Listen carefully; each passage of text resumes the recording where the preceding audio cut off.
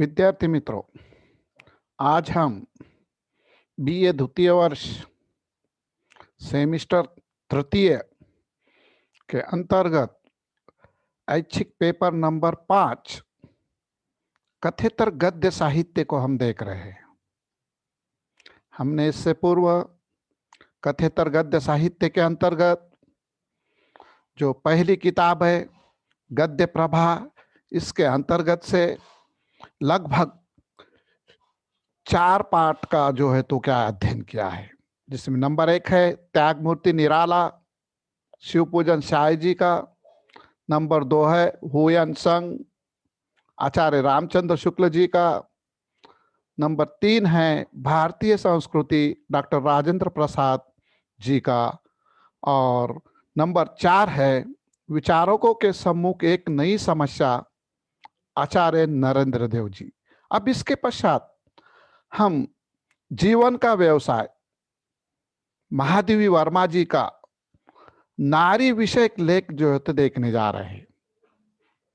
जीवन का व्यवसाय इस नारी विषयक लेख के पूर्व हमें इस लेख की रचयिता महादेवी वर्मा जी का जीवन परिचय देखना नितांत आवश्यक है। तो सर्वप्रथम हम महादेवी का जीवन परिचय आपके सम्मुख रखने का प्रयास कर रहे हैं। देख लीजिए, महादेवी वर्मा का जन्म 26 मार्च 1907 को होली के दिन फारुखाबाद उत्तर प्रदेश में एक बेहद ही संपन्न परिवार में हुआ था। इस परिवार में लगभग 200 वर्ष या 7 पीढ़ियों के बाद महादेवी जी के रूप में पुत्री का जन्म हुआ था। अतः इनके बाबा गोविंद प्रसाद वर्मा की खुशी का कोई ठिकाना न था। इनको घर की देवी मानकर इनका नाम महादेवी रखा गया। महादेवी वर्मा के माता पिता का नाम हेमरानी देवी और बाबू गोविंद प्रसाद वर्मा था। इनके पिता श्री गोविंद प्रसाद वर्मा जी एक अध्यापक के रूप में कार्यरत थे। हेमरानी देवी पूजा पाठ में तल्लीन रहने वाली, वेद पुराण और संगीत में रुचि रखने वाली एक आध्यात्मिक नारी थी। महादेवी वर्मा की एक छोटी बहन श्यामा देवी और 2 छोटे भाई क्रमशः जगमोहन वर्मा एवं मनमोहन वर्मा थे। जहां महादेवी वर्मा एवं जगमोहन वर्मा बहुत शांत एवं गंभीर स्वभाव के थे, तो वहां श्यामा देवी और मनमोहन वर्मा बहुत चंचल, शरारती एवं हट्टी स्वभाव के थे। प्रायः हमें देखने मिलता है कि बच्चों के कुछ स्वभाव बड़े चंचल होते हैं, है ना, और कुछ बड़े शांत स्वभाव के होते हैं। तो इस प्रकार के ये भाई बहनों में हमें दिखाई देता है कि अंतर थे, वो यहाँ पर हमें समझ में आ रहा है। शैशव अवस्था से ही महादेवी वर्मा के हृदय में जीव मात्र के प्रति करुण दया की भावना थी। उन्हें ठंडक में कूकू करते हुए पिल्लों का भी ध्यान रहता था। पशु पक्षियों का लालन पालन और उनके साथ खेल कूद में ही वे दिन बिताती थी। यही कारण था कि पढ़ाई पूरी करने के बाद ये सन 1929 में बौद्ध दीक्षा लेकर भिक्खुनी बनना चाहती थी, लेकिन महात्मा गांधी के संपर्क में आने के बाद समाज सेवा में लग गई। इनका चित्र बनाने का शौक भी बचपन से ही था। ये एक उच्च कोटि की चित्रकार थी। साथ ही साथ हमें दिखाई देता है कि वे एक महान कवित्री के रूप में भी देखने के लिए मिलती है। उनके व्यक्तित्व में जो पीड़ा, करुणा, वेदना, विद्रोह, दार्शनिकता एवं आध्यात्मिकता है, तथा आपने काव्य में उन्हें तरल, सूक्ष्म तथा कोमल अनुभूतियों की अभिव्यक्ति से जो है तो अंकित किया हुआ है। इन सब का बीज इनकी इसी अवस्था में जो है तो हमें दिखाई देता है, साहित्य में दृष्टिगोचर होता है। वैसे महादेवी वर्मा जी की शिक्षा तो 5 वर्ष की अवस्था में 1912 में इंदौर के मिशन स्कूल से प्रारंभ हुई। संस्कृत, अंग्रेजी, संगीत तथा चित्रकला की शिक्षा अध्यापक द्वारा घर पर ही उन्हें दी जाती थी। 1916 में ही उनका विवाह हो चुका था, बाल विवाह था यह। वे 1919 में विवाह के उपरांत बाई बाग का कॉलेज इलाहाबाद, आज जो प्रयागराज के नाम से प्रसिद्ध है ना, में प्रवेश ले चुकी थी और वहीं छात्रावास में रहने लगी थी। महादेवी जी की प्रतिभा का निखार यहीं से प्रारंभ होता है। महादेवी वर्मा 1921 में 8वीं कक्षा पास की और प्रांत भर में प्रथम स्थान प्राप्त किया। इनकी कविता यात्रा के विकास की शुरुआत भी इसी समय से मानी जाती है। वे 7 वर्ष की अवस्था से ही कविता लिखने लगी थी। 1925 तक इन्होंने अपनी मैट्रिक की परीक्षा उत्तीर्ण कर ली थी और वो एक सफल कवित्री के रूप में हमारे सम्मुख आई हुई थी। विभिन्न पत्र पत्रिकाओं में भी उनकी कविताएं प्रकाश होने लगी थी। विद्यालय में हिंदी अध्यापक से प्रभावित होकर इन्होंने ब्रज भाषा में भी कुछ कविताएं लिखी। फिर तत्कालीन खड़ी बोली पर भी उन्होंने जो है तो क्या है कविताएं लिखी। हरि गीतिका और रोला छंद में काव्य लिखना उन्होंने प्रारंभ किया। इसी समय मां से सुनी हुई एक करुण कथा को लेकर उन्होंने लगभग 100 छंद लिख डाले और जिससे एक खंड काव्य निर्माण हो गया। कुछ दिनों बाद इनकी रचनाएं तत्कालीन पत्र पत्रिकाओं में प्रकाशित होने लगी। सामाजिक जागृति संबंधी कविताएं भी इन्होंने लिखी। उस समय की अपनी कविताओं के बारे में उन्होंने खुद ही कहा था कि विद्यालय के वातावरण में ही खो जाने के लिए लिखी हुई है। मैट्रिक की परीक्षा उत्तीर्ण करने के पूर्व ही इन्होंने ऐसी कविताएं लिखना शुरू कर दी थी कि जिसमें व्यक्ति में समष्टि और स्थूल में सूक्ष्म चेतना का आभास का अनुभव अभिव्यक्त होता था। उनके प्रथम काव्य संग्रह निहार की अधिकांश कविताएं उसी समय की हमें देखने के लिए मिलती है। इतना ही नहीं, आगे आप देखें तो पता चलेगा कि इनका जो कार्य क्षेत्र था केवल कविता तक ही या काव्य तक ही या साहित्य तक ही सीमित नहीं रहा। इन्होंने जो है तो क्या है अध्यापन कार्य भी अपने जीवन में प्रारंभ किया। महादेवी वर्मा जी ने 1932 में इलाहाबाद के विश्वविद्यालय से संस्कृत एमए करने के पश्चात नारी शिक्षा प्रसार के मंतव्य से प्रयाग महिला विद्यापीठ की स्थापना की और उसी की वो प्रधानाचार्य भी बनी और अंतिम समय तक वो महिला विश्वविद्यालय की प्रधानाचार्य बनी रही। और उसी समय उन्होंने मासिक पत्रिका चांद का अवैतनिक संपादन कार्य भी किया।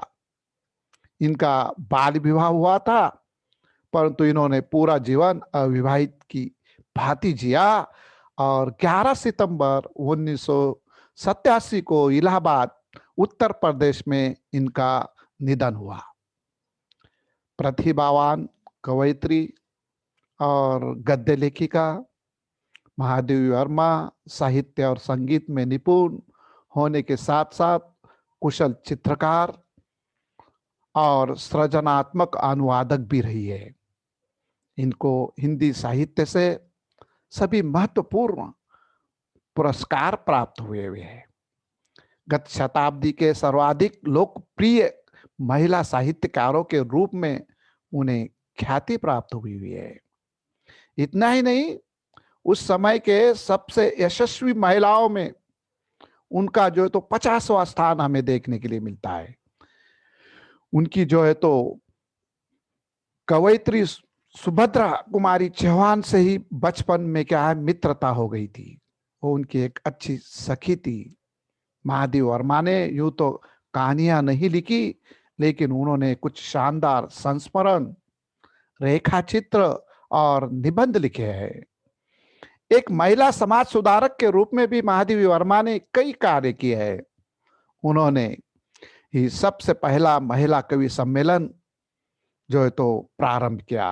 भारत का पहला महिला कवि सम्मेलन सुभद्रा कुमारी चौहान की अध्यक्षता में प्रयाग महिला विद्यापीठ के अंतर्गत महादेवी वर्मा जी ने जो है तो आयोजित किया था। महादेवी वर्मा ने अपनी कविताओं में वेदना और अनुभूतियों को चित्रित किया है। उनके प्रसिद्ध कविता संग्रह निहार, रश्मि, नीरजा और सांध्य गीत है। महादेवी वर्मा ने गद्य साहित्य में भी अपना योगदान दिया हुआ है। अतीत के चलचित्र, स्मृति की रेखाएं, श्रृंखला की कड़ियां, पथ के साथी और मेरा परिवार उनके प्रमुख गद्य साहित्य है। महादेवी वर्मा बौद्ध धर्म से बहुत प्रभावित थी।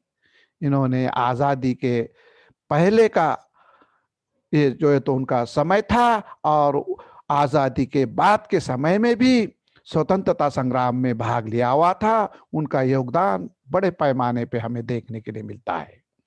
कुछ महत्वपूर्ण रचनाएं, कृतियां वगैरह हमने यहाँ पर देखी है। जैसे कि मैंने आपको बतलाया कि वो मूल रूप से कवयित्री थी और छायावाद का एक आधार स्तंभ के रूप में हम लोगों के वो सम्मुख भी आती है।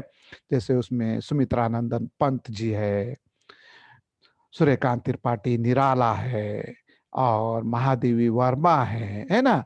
इन विद्वानों के साथ वो एक कवयित्री के रूप में, खास करके छायावादी कवयित्री के रूप में हमारे सामने आती है, क्योंकि उन्होंने ढेर सारे कविता संग्रह लिखे हुए। जैसे कि ऊपर भी उसका जिक्र हुआ कि निहार 1930 में लिखा हुआ है, रश्मि 1931 में लिखा हुआ है, नीरजा 1934 में लिखा हुआ है, सांध्य गीत 1936 में लिखा हुआ है, दीपशिखा 1942 में लिखा हुआ है, सप्तपर्णा अनुवादित है ये भी 1959 में लिखा हुआ है, प्रथम आयाम 1974 में लिखा हुआ है और अंतिम है अग्नि रेखा जो 1990 में इन्होंने लिखा हुआ है। और गद्य साहित्य में भी इन्होंने जो है तो ढेर सारा कार्य किया हुआ है। मैंने इससे पूर्व भी उसका जिक्र किया, पुनः उसको आपके सामने रखने का प्रयास करता हूं। अतीत के चलचित्र, स्मृति की रेखाएं, पथ का साथी, मेरा परिवार, ये इनके क्या है, संस्मरण है, रेखा चित्र है ना। उन्होंने अपने भाषणों का भी संकलन किया हुआ है, उन्होंने ललित निबंध भी लिखे हुए है, उन्होंने कुछ कहानी संग्रह भी लिखे हुए हैं। और बाल साहित्यिक होने के कारण, ये बचपन से इन्होंने लिखना प्रारंभ करने के कारण यहाँ पर उनके जो है तो कुछ बाल साहित्य पर रचनाएं भी है। और हम यहाँ पर जो अब उनका जो ये पाठ देखने वाले हैं स्थूल परिचय के पश्चात, जैसे कि जीवन का व्यवसाय, ये क्या है, नारी के जीवन के ऊपर इन्होंने जो लेखनी चलाई है उससे संबंधित है ना।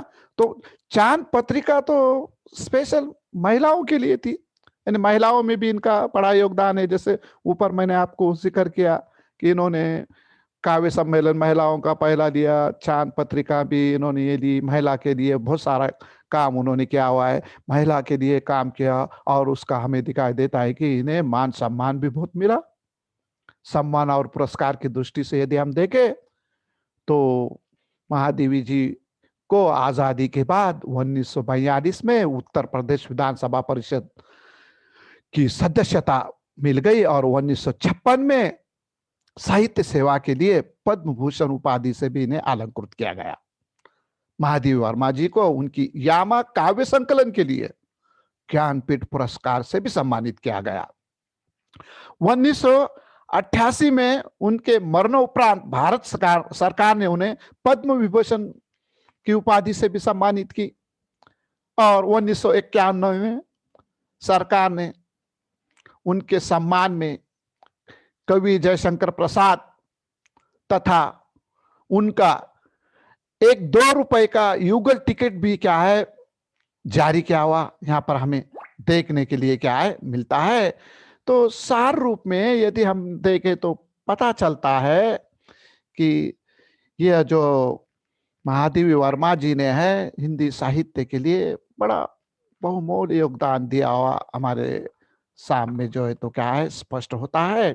अब महादेवी वर्मा जी के स्थूल परिचय के पश्चात मैं जो है उनका जो लेख है विशेष कर वो नारी से संबंधित लेख है, नारी समस्याओं से संबंधित लेख है, नारियों के जीवन पर प्रकाश डालने वाला वो भी खास करके जो पिछड़ी, जो उल्टा है, वेश्या है, या हमें दिखाई देता है, दूसरे लफ्जों में हम कहेंगे तवायफ है। इस प्रकार का नारी का एक वर्ग जो है, उसके ऊपर समाज का, खास करके पुरुष प्रधान संस्कृति का किस प्रकार का प्रभाव निर्माण हुआ है और उसका आज समाज में क्या स्थान है, इस पर उन्होंने जो है तो लेखनी चलाई हुई है। उसको मैं आप लोगों के सामने रखने का प्रयास कर रहा हूं।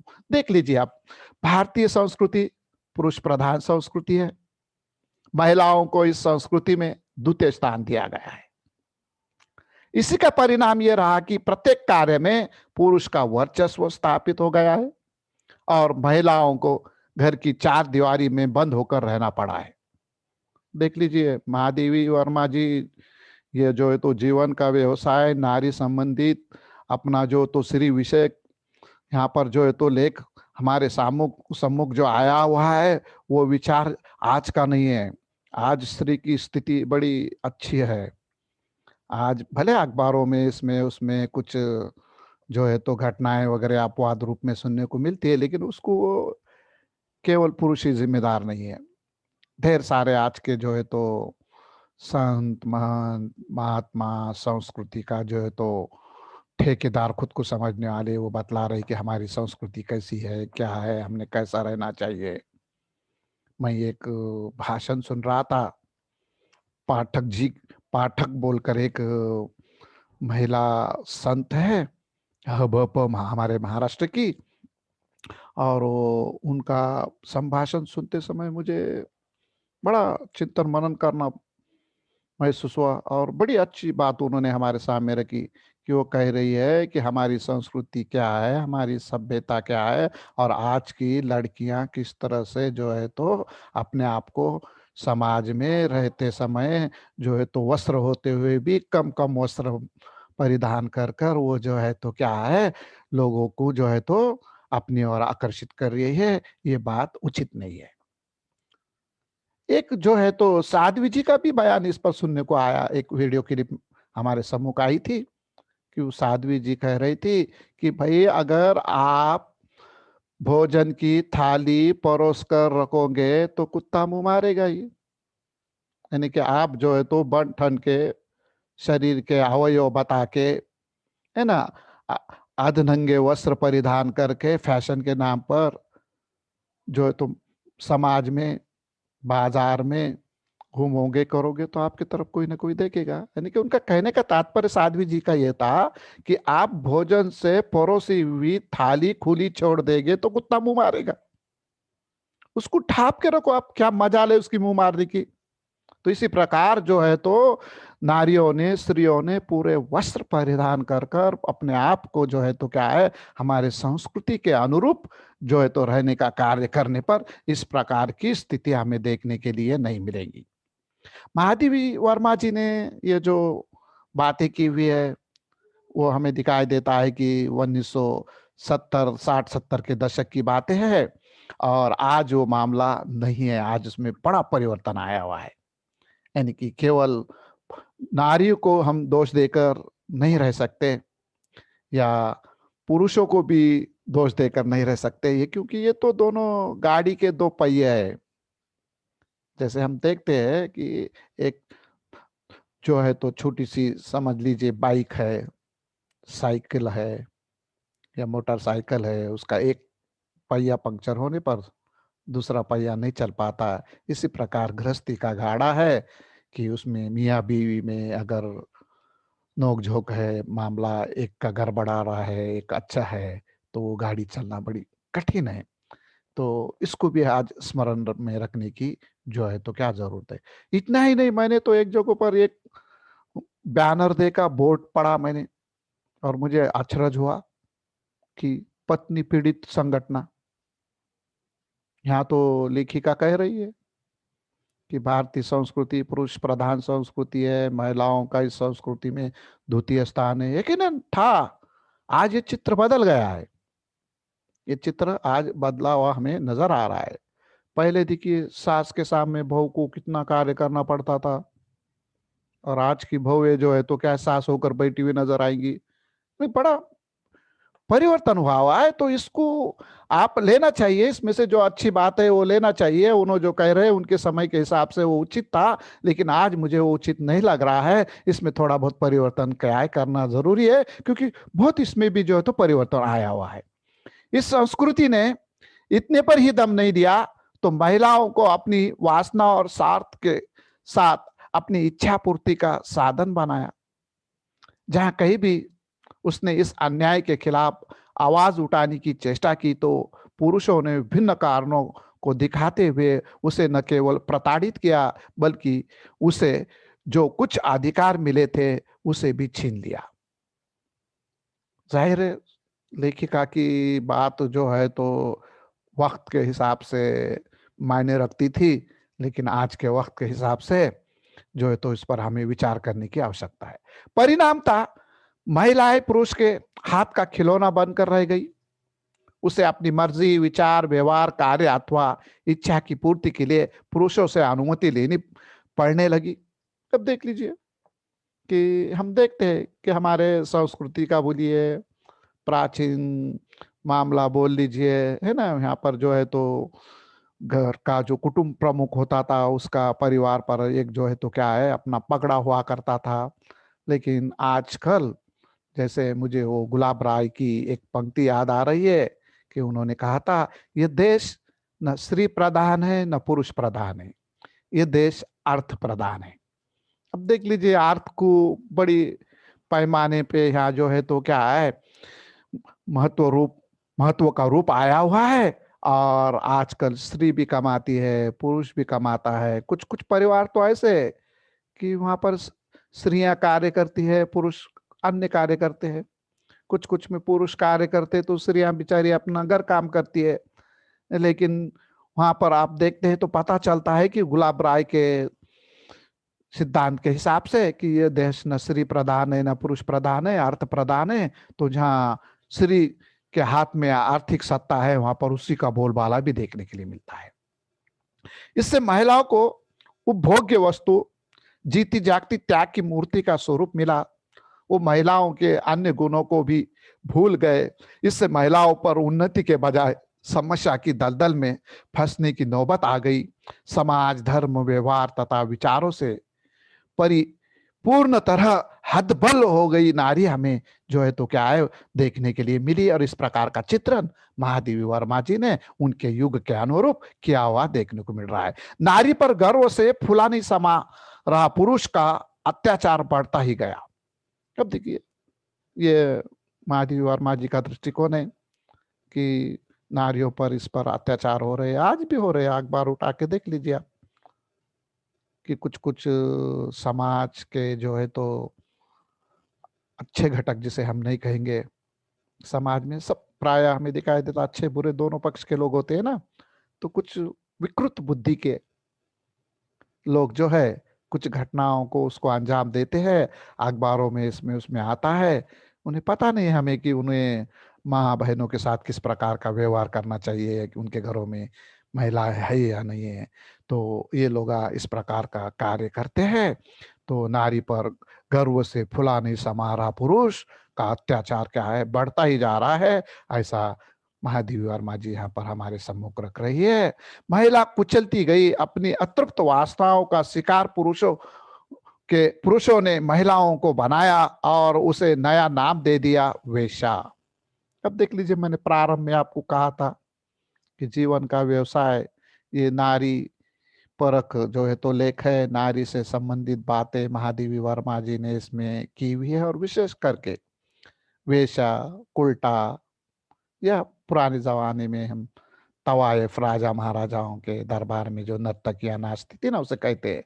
तो इस पक्ष को उन्हें जो है तो क्या है केंद्र में रखा हुआ है।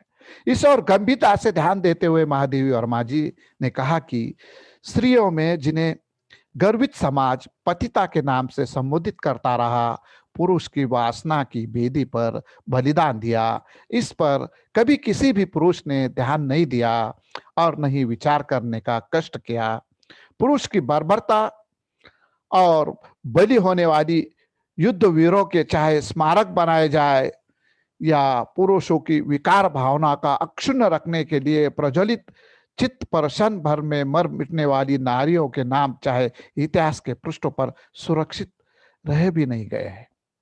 देख लीजिए यहाँ पर उन्होंने बताया, बर्बरता, लोलुपता पर बलि होने वाले युद्ध वीरों हो या चाहे अन्य कोई भी हो, इनकी स्मारक वगैरह बनाई हुई है।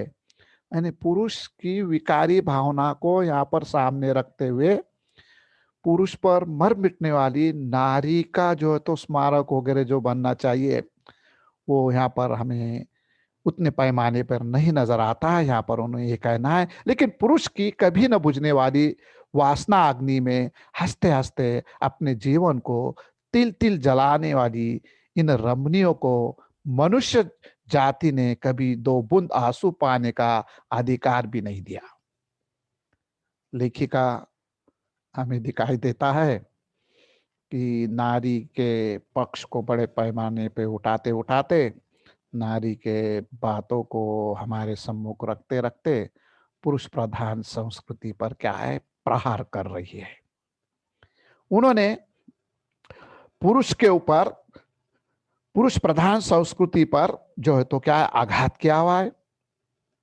और महादेवी जी ने बुद्ध काल का हवाला देते हुए बताया, यानी कि लेखिका जो है इतिहास में चली गई है, प्राचीन बुद्ध काल का हवाला देते हुए बतला रही है कि तब भी महिलाओं की यही अवस्था बनी हुई थी, आज भी उनके युग तक यह है। तब नाचने गाने का साथ स्वेच्छा से पुरुषों के साथ आलिंगन में बनने वाली महिलाओं को पतिता माना जाता था।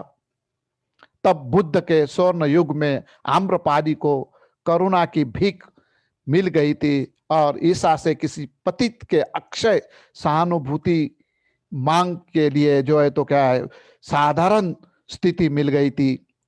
और ऐसी स्थिति की कामना करना कल्पना से भी क्या है, परे है।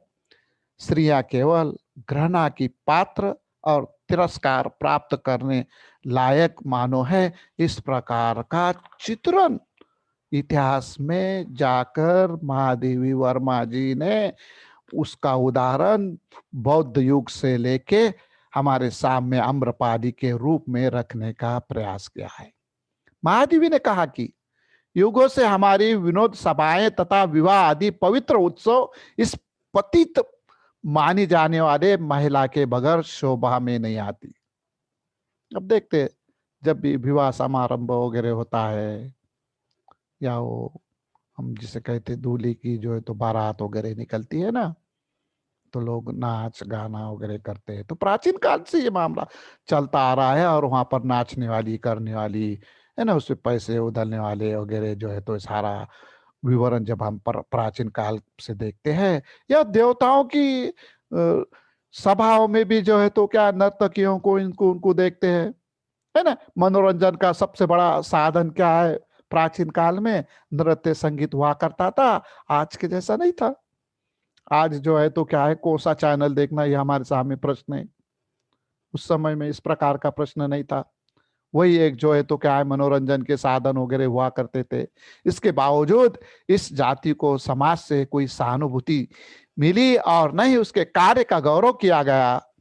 काम होते ही इन महिलाओं को कुछ पारिश्रमिक देकर हटा दिया जाता है।